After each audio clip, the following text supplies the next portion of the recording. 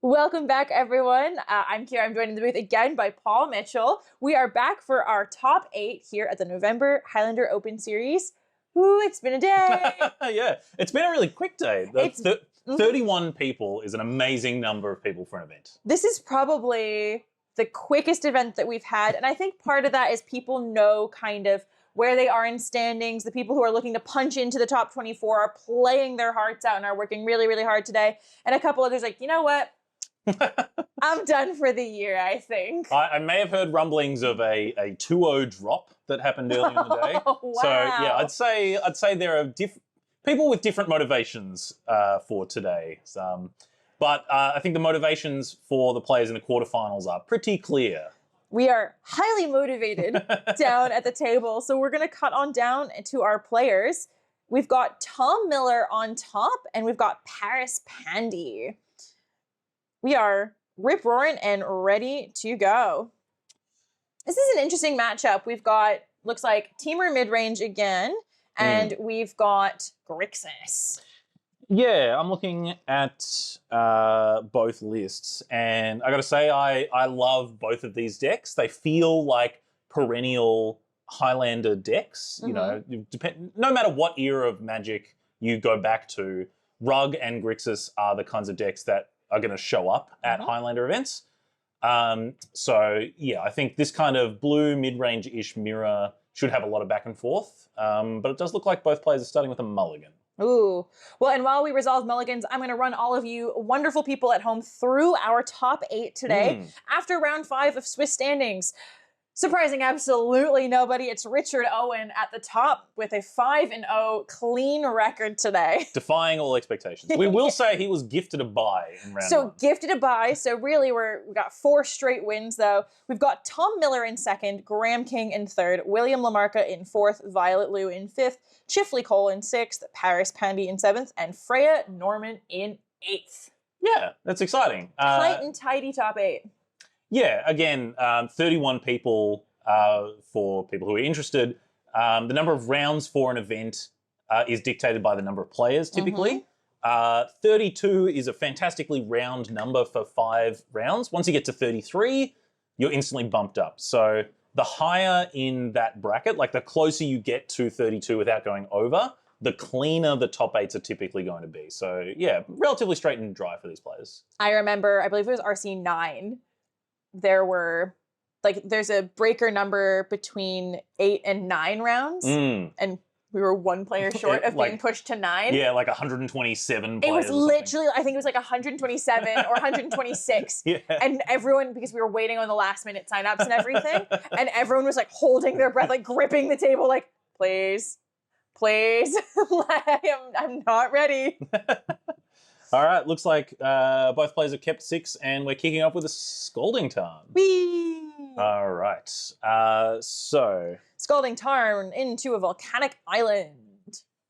Yeah, checking out Tom's deck, it looks like he's on a fairly aggressive version of Rug, which is great. It definitely harkens back to those Rug decks of old. We're seeing like... SARS Chocobo and Goblin Guide, some pretty exciting ones. Just the Humble Ponder to kick things off, though. It's a preordain. Yeah, that's what I said. Yeah, I heard you right. I'm going to spend the whole match saying similar cards. So Paris, they've gone ahead and cracked an Urza's Bauble. Am I doing it right? Is this going to be enjoyable for 50 minutes? Let's play mind games. Yeah. I'm realizing as well, like I've just watched Tom Miller in round 5 as well, so I'm familiar with this Rug mid-range deck. And it can run away with the game really, really quickly. Paris now gonna fire off a preordain? Yeah, here we go. Yeah, that'll just even things out. Yeah. Now we're even. Yeah, well, this is actually the kind of experience that makes for really good Magic. Both players sculpting their draws, we've got Surveil lands, we've got cantrips. You know, we're probably not going to have a runaway game one way or another. We're going to have some really good interactive Magic. This probably favors the Grixis player slightly more, but, you know, both players have the tools to go long. You know, something like a Seek the Beast into a Questing Druid with a whole lot to back it up. Ooh, waste. It's a wasteland. That one's a wasteland. What's that creature? I think it's a Tarmogoyf? It is a Tamagotchi. Yes. Wow. Whoa. The year is 2025, and we're struggling to recognize Tamagotchis. Back in the aughts, we would have been stoned for that, I think. Yeah, exactly. Tamagotchi doing what it does best, just hitting the table and demanding an answer. And, unfortunately, if Paris's play is like Baragoyf, it's a little outclassed, but on an empty board, Tamagotchi's where you want to be. Out of all of the Goyfs, out of all the Lurgoyfs, do you have a favorite one? Well, I mean, Tamagotchi is a classic. I love the old cycle of ones from Odyssey. Okay. So the original kind of Goyfs we care about, not the original Goyfs, because Lurgoyf dates back to Ice Age, but like a Terravore. Sure. That was a big fan. So, yeah, here we have Paris fetching for a second basic island in the face of Wasteland, and the Owl of the Hour, Wan Shi Tong. It's a good card. Yeah, just kind of part Hydroid Crisis, Yes. part, we've seen so many 2-mana flying flash threats from blue recently. It's not quite a Punisher card, it's just good value. Ooh. Sorry, we've been given special updates about Paris's list. Yeah. It's Dimir, really. Yeah. Splashing Deadpool. Yeah, this does look, wow, that's a lot of respect for Deadpool. So it's essentially the kind of blue-black Flood Moon deck that people are familiar with, which makes sense why they're so happy to just fire off 2 basic lands and be able to operate under that. So, technically Grixis. A Grixis by any other set of fetch lands would smell just as sweet. It's kind of like saying I'm Sultai because I have a Deathrite Shaman and a couple of green sources. But, we're essentially Dimir. Everything that I've said regarding, kind of blue mid-range mirrors, I think we can still expect those things. All right, so we've got a couple of 1-power creatures against our Tamagotchi, but I suppose both are threatening to get a bit bigger. Well, and so before we got, correctly corrected about what kind of deck Paris is playing, I was going to say this is going to be a really interesting matchup, debating whether or not, is it the blue or the black that's going to be the most powerful? Well, yeah, I suppose... but now we know we're actually really Dimir, not, Grixis. Well, certainly, it's going to be both. Which is kind of the cop-out answer. But, the blue cards are so powerful. Being able to keep up with the tempo positive plays from Rug with things like Force of Will, pretty powerful. We've jumped the Frog as well. So we're going to draw a card from Psychic Frog. This Frog is a house. Yes. Has Frog been a part of Highlander since it came out? Certainly, yeah. It was an immediate staple. As of, not that long ago. I think the conversation recently has been, is it more powerful than Nadu as the kind of pointed creature to come out of that set? Jury's still out, but I think there's a lot of Psychic Frog enjoyers out there that can attest to it. And this Baleful Strix, it is the perfect answer to a Tamagotchi. It is either going to block it or force Tom to take it out with an Unholy Heat, which is what happens. Well, I was going to say, something that's really great about all of these cards that Paris is playing is they all have flying or, like the Frog, the ability to fly. Yep. Which, that is an ability that Tarmogoyf does not have. It does not have reach. Yeah, it has one ability, big. It's got keyword big. Keyword count big. Yes, exactly. You attack and you say, you figure it out. So yeah, Tom's not in a bad spot here. We've now got a Strip Mine to follow up the Wasteland. So that snow-covered swamp is going to go away.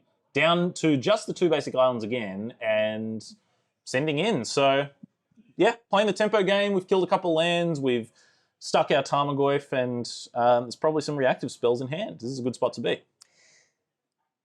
Taking out the black source here, what are we hoping to cut off? Because obviously with the 2 blue sources, you take one away, they still have blue. But you take away the black, you really put your opponent on the back foot, what are we going to prevent Paris from doing? Certainly, discard and removal come to mind.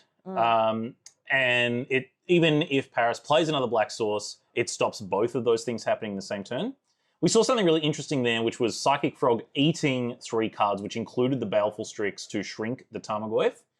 And now we've got a Bolt, which I believe was pointed at the frog, which is why we now have counters on the frog. Yeah. So essentially countering the Bolt, and now this Magmatic Sinkhole, that's going to put the frog into early retirement, I'm sure. Yeah. It's going to send the frog downstairs. Yep. Banish to the Shadow Realm. Yeah, so certainly combat damage has happened because we've dropped to 12. Yeah. Now, Tom's not settling for destroying lands only. We're going after all sorts of permanents. Let's just clean up the board. An empty board is an easy board to deal with. Yeah, and from Paris's point of view, yeah, we cast 2 red spells there, so we've tapped both lands.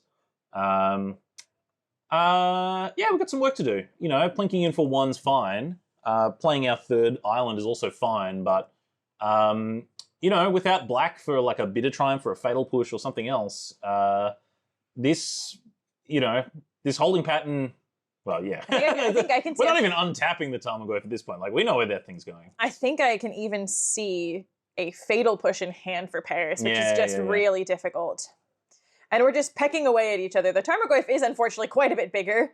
So even though we're trading blows, and that Wan Shi Tong is going to get bigger off of the wooded foothills that Tom has played. Whenever your opponent searches their library, counter, draw a card. Yeah, it's pretty amazing. It doesn't prevent the search, which some really feel-bad cards like an opposition agent would do. You're still getting card advantage by drawing cards, but, not quite the feel-bad of you just don't get a land at all. Yeah, it makes me think Tom must have a pretty good reason for having access to all 4 mana here, which is probably bad news for Paris as well. Dashed Ragavan is going to be the choice. Okay. Brainstorm in response. And looking for? Looking for a Force of Will, maybe a Dismember, some kind of removal spell that we can play off double island. Yeah. See, there's a Harbinger that pulled off of that Brainstorm as well. Seems like that would be pretty okay in this spot. Yeah, I mean, 2/2 to block the Ragavan's not bad, but it still doesn't solve the Tarmogoyf problem. Something that we found out in the last match with Tom when he was playing against Blue Moon is that all of Tom's red sources are non-basics. Yes. And so that's something to really keep an eye on with something like a Harbinger of the Seas. And that's going to be another reason why getting rid of the Ragavan is going to be so important. Yeah. Providing treasure tokens is really nice when you're stuck under a Blood Moon like that. Granted, if he's attacking and there's a Harbinger of Ties on in play for Paris, the Harbinger's probably blocking, which opens up the lands anyway. But yeah, it feels really bad to put basic Mountain in your deck because of Harbinger of the Tides. We're so used to Blood Moon doing that effect that you don't want to play basic Mountain because that's the one you're going to get. But it really puts deck builders to the question, like, how much do you want to have access to red even in the face of this Flood Moon creature? Mystic Sanctuary putting Brainstorm back on top. Is this going to be a Harbinger? Yes, it is. Well, just about anything gets there for Tom here. Like, even attacking with a Tarmogoyf is still good. But if he did have some kind of answer for it, then that's even more challenging. And we're just adding to the board now. Another lethal threat in Keen-Eyed Curator. It's a little raccoon. It's soon to be a big raccoon, depending on how much mana Tom wants to put in it. I like this little raccoon. All right. Gitaxian Probe. We've got a Bloodstone Mire, which is nice to fetch for a black source and get rid of some things. Problem is we now have 2 lethal attackers, only 1 black source. This might just be too much to handle. Well, and I've seen in Paris's hand, there's a Duress. There's there was an Emperor of Bones. There are so many really fantastic black cards that are just utterly unplayable right now. Yeah, it turns out getting stripped and waste can really mess with your mana base. Yeah, I've heard that before. So what? Well, I mean, the kinds of things that would be a speed bump, we've already seen. So, for instance, the Harbinger of the Tide's just a chump. If we have another play like that, we can use that Fatal Push, We can chump again, maybe draw into some other removal spell. Maybe there's some kind of dig through time into a... I don't know. This is going to be a tough turn for Paris, one way or another.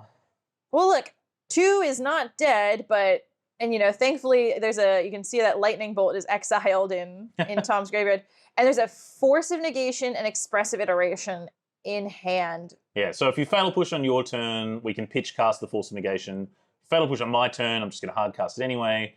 So now we're actually looking like we need 3 Fatal Pushes, and I think this one's going to game 2. And very unfortunately that they don't let you play multiple copies of a card in this format, Yeah, that would really be advantageous. But then maybe we'd just be playing Legacy. So that's a big Tarmogoyf coming in. Let's see. Arkham Astrolabe. Yeah, I mean, we're drawing to see new cards, but the one swamp problem is... There's nothing left to see here. Insurmountable. Let's look at sideboards then, because that felt like it went pretty smoothly in Tom's direction there. So what are we bringing in for Paris? So I was schooled by Jimbo in a previous round. Okay. That there's a certain quiz to play. Yeah. You see where this is going? I do know exactly where this is going. So we've got blue versus green. Yes. What do you think Paris is going to be bringing in for the Dimir side of things? So we're going to be bringing in the Pyroblasts. Yes. We're going to be bringing in the Hydroblasts. Yeah, you can bring in all 4 blasts. Yeah, you can bring the blasts. There are fewer really impactful red cards out of the rug deck, but you can probably be safe in knowing that they are bringing in their own blasts. Plus they have Ragavan, they have, they might be trimming on bolts, but they still probably have a couple of those things. So you could maybe not bring in all 4 blasts like you might against a pure blue-red deck. Yeah. We just lost to Tarmogoyf and Keen-Eyed Curiator. It feels pretty silly to be bringing these blasts. We might even get a bit of a sneak preview now. Ooh. Those blasts are being flicked to the front. Flicked to the front. Submerge was going to be my next thing, as I was going to say. Submerge is great. That certainly, we got Submerge and we got all 4 blasts. There you go. So, yeah, we're trying to go down in the mana curve, have all these lean answers. And, you still have your catch-alls. You still have Force of Will, which is going to solve all your problems. But just having the opportunity to play things and exchange resources for 1 mana, pretty nice if you're trying not to fall behind. Really valuable, really budget-friendly plan is to only spend 1 or fewer mana on most of your spells, right? It's a good way to win games of Magic. Yeah. From the rug side of things, Carpet of Flowers. Carpet of Flowers and Veil of Summer. Yeah, there we go. I'll pass along your high flying marks to Jimbo. Woohoo! I'm so glad. I'm getting better at this quiz every single time. What else? Depending on what Tom is expecting, surely after that game 1, it looks more like Dimir than Grixis. Yeah, no red card. Apparently, as Jimbo is whispering in our ears, the only main deck red card is Deadpool, and then there's additional blasts in the sideboard for Paris for the rest of the red. So the post board configuration from Paris is going to look a little bit more like Grixis. Probably still not enough for the blasts, but Carpet of Flowers is going to be incredible. You could play something like a Dismember if you're worried about creatures sticking to the board. But yeah, there's probably a bit more sideboarding happening from the Dimir side, I would guess. Unable to scream. Yeah. That's an interesting one. So it turns something into an O2 doll? O1 doll, I think. No, O2 doll. Well, it's a toy, but... Okay. O2 toy, and it loses all abilities. Yeah, well, I like my ability to scream. I don't think I'd enjoy being enchanted by this. I'm sure this is in for a specific purpose. This, to me, feels like it's in for Vivi. Sure. It feels like it's in potentially for Deathrite Shaman. Baragoyf comes to mind as just like this big, stupid creature that doesn't die to bolts or blasts. So I feel like it's not the kind of thing you just bring in because you want to slap it on an opponent's creature. Very particular, like even something like a Murktide Regent or, Vivi, like you mentioned. If you give Vivi 1 turn it's still going to have all the +1/+1 counters. So Mhm. yeah, this feels like anti-Barragoyf tech if I had to guess. Also feels like you could put it on a Deadpool if they've taken something of yours that's pretty impactful. yeah, I mean you do what you got to do, right? Mhm. You gotta do what you gotta do against the Deadpool. Correct. And Deadpool, a very interesting card in Highlander. Lots of people talk about Deadpool for Highlander. Uh-huh. Not a lot of traction in other formats. No, actually, I don't even think I see it played that often in Commander at all. Yeah. Like, maybe some. Oh, Whoa! don't go reaching for that just yet. Whoa! You got stifled. Wow! Wait, stifle the fetch trigger? Yeah. That's my favorite thing. I'm sorry that I'm a terrible person, but this is my format for playing terrible, mean cards. We were just talking about what are we doing here? So okay, yeah, we're just playing at the Carpet of Flowers. Oh my goodness! It's not going to generate mana, but we can just play our 1-drop Carpet and our 1-drop Delver. But yeah, stifle your fetch land into Delver. Youch! What format are we playing? I'm gobsmacked. And Paris just cracked a Misty Rainforest. What land are you going to get that's not an island with your Misty Rainforest? So yeah, that Carpet of Flowers will be souped up pretty quick, and we got a big mana advantage. Well, and that feels like, this could be Tom well on his way to an early. Is he playing Barragoyf? Not playing Barragoyf, or in the rug deck? Yeah. No, but it could be. Well, like I said, this is a bit more of a lean. Yeah, it's rug looking at deck. it. I'm looking at it. Looking kind of lean. We don't have like a Minsk and Boo or any of these other just absolutely shutting the door Haymaker mid-range cards. Something like Fury out of the sideboard could be interesting if you brought it in.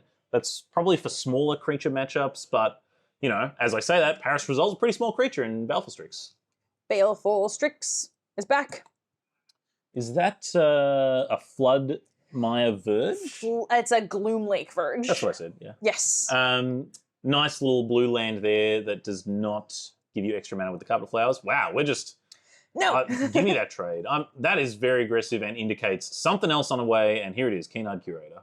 Keen-Eyed. It feels like we're replaying a lot of the last game right now. I'm seeing a lot of the same cards. Yeah, functionally. I mean, we had... Ooh, what's going on here? So we we've just ate exiled the Baleful Baleful Strix under the Keen-Eyed Curator. Of course, because we have the Carpet of Flowers mana to spend right away. Anyway, yeah, just grab it, and, Keen-Eyed Curator wants to see 4 different types. Baleful Strix is a pretty nice way of getting 2 types. Mm-hmm.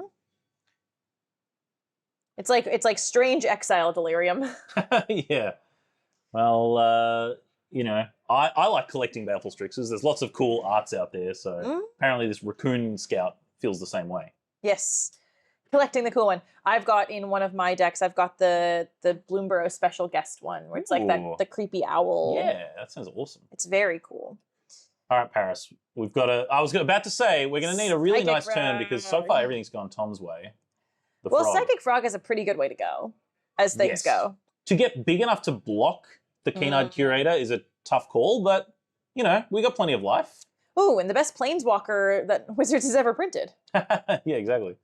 Deathrite Shaman. Looks like life totals are 17 and 18. Ooh, sorry, I'll grab that real quick. Totally fine, but yeah, we can take a hit or 2 from the Curator. We don't need to drop all our resources into the Frog just yet. This Deathrite Shaman as well will be really good for Paris. Going to be able to eat those 2 fetches out of Tom's graveyard. If something should happen again and we get, cut off, we get Strip Waste, we get cut off from our mana somehow, we'll be able to eat some little lands up and we'll be able to generate mana. Looks like we're jumping the Frog as well so that we can hit and draw a card. No? Well, we just played the Frog that turn. Oh, sorry. Oh, that was the Deathrite Shaman eating cards up? I'm trying to figure out we just played the Deathrite Shaman as well, so... Yeah, I'm not sure exactly. It could have been exiling my cards to Psychic Frog in response to your Keen-Eyed Curator trying to eat things, and just say, no, you don't get to eat that, I eat that. Very true, very true. I'll jump it just to put it in the air. Yeah, he's just hopping up and down. Yeah, he's ready to go. there we go. All right, so... yeah, still only on 1 island.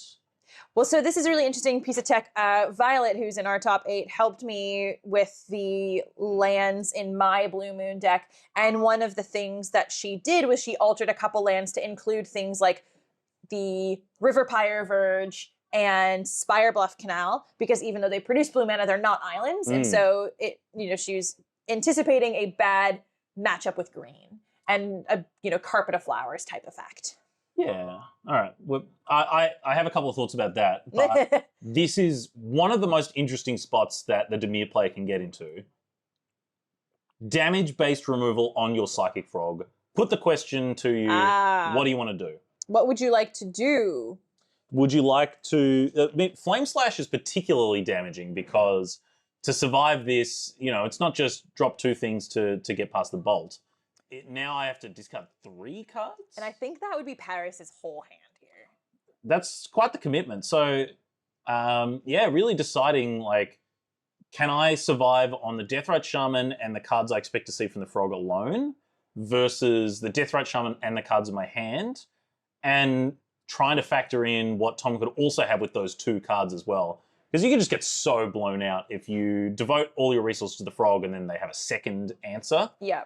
Well, and we saw that happen in the last game. Yeah, exactly. That's a great way to mind twist your opponent for very little investment.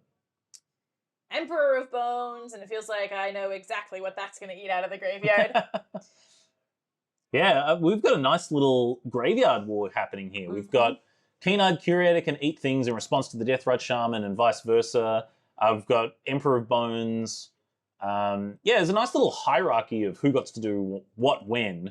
Emperor of the Bones has to target on the beginning of combat, so that will go on the stack. It can then be responded to with Keen-Eyed Curator. Deathrite Shaman has to tap, so it's more flexible but can only happen once, but Keen-Eyed Curator only needs the mana.